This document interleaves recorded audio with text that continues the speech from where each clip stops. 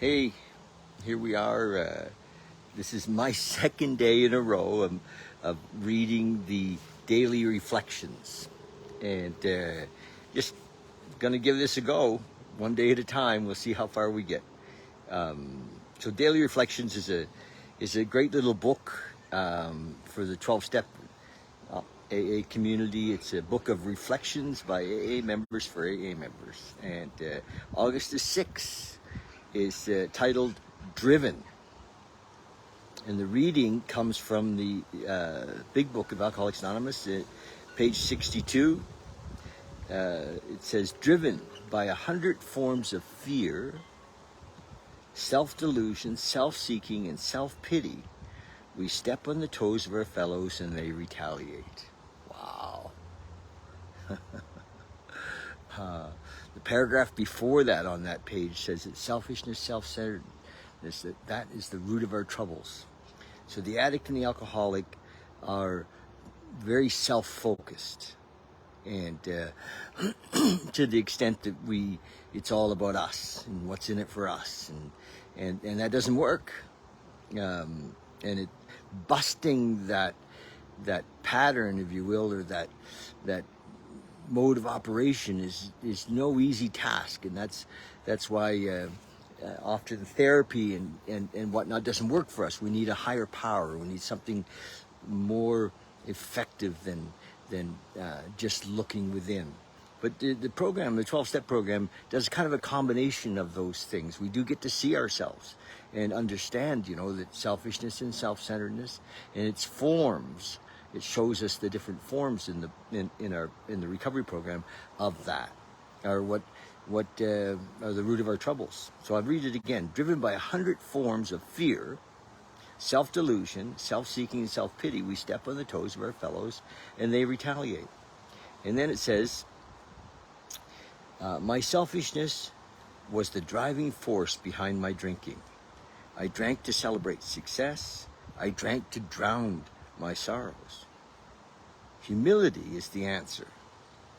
I learned to turn my will and my life over to the care of God or higher power, if you don't like the word God, or universal intelligence or consciousness. It really doesn't matter to us what you call it, but a power greater than us. We turn our will and our lives over to the care of that power.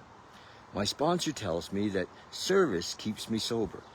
So we also, another part of the recipe, if you will, is thinking of others and helping others and being in service. So my sponsor tells me that service keeps me sober. Today I ask myself, have I sought knowledge of God's will for me? So prayer, to seek knowledge of God's will for me would be prayer. Have I done service for my 12-step group or my AA group? So these little reflections kind of keep us mindful of our path. It's so easy for the addict and the alcoholic to get off course, and that's why when you look at the recovery numbers, they're not very good because the old ego doesn't go away, and it's always kind of there waiting to jump in and tell us that something's wrong, or worry about what people are thinking of us, or all of that kind of stuff. So we need to be in service. We need to stay in communication with our higher power. We need to recognize the signs of being selfish and self-centered, judging and resenting and being fearful. Those are all kind of ego-driven. So this book helps us on a daily basis to keep tuned in, keep mindful. So that's it. I just gonna do this, share this a little bit as I go, and hopefully I think it'll be good for me. but to share, and hopefully it's good for others, and I'm gonna put it here on Facebook, but also I'll post it on my YouTube channel. Maybe a little later in the day I'll post it on my YouTube channel, and that's it. A couple of quick things. I'm planning to do like a weekend meditation group in September, and I think the weekend of around the 15th of September. We're still kind of looking for a spot. If you can think of a place where we could all go and camp out, and go deep into, steps 10 and 11, and focus a bit on the part of the recovery that seems to get missed often, which is meditation, contemplation, to sit quietly and listen. So we're going to do that in September. And then in October, I'm going to do a weekend for dads in recovery. So if you know any fathers that are sober that would like to, become better dads, there's all kinds of great things happening in my world anyway, for dads and young dads and old dads alike. But there's also most dads in recovery would like to be, more.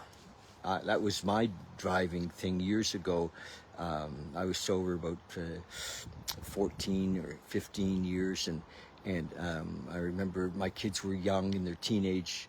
My first two were teenagers, and I also had a third. It was just a child, a baby, and I was like, holy Toledo, I don't know much about being a good dad, and I felt very inadequate as a father, and there wasn't anywhere to turn to talk to other men.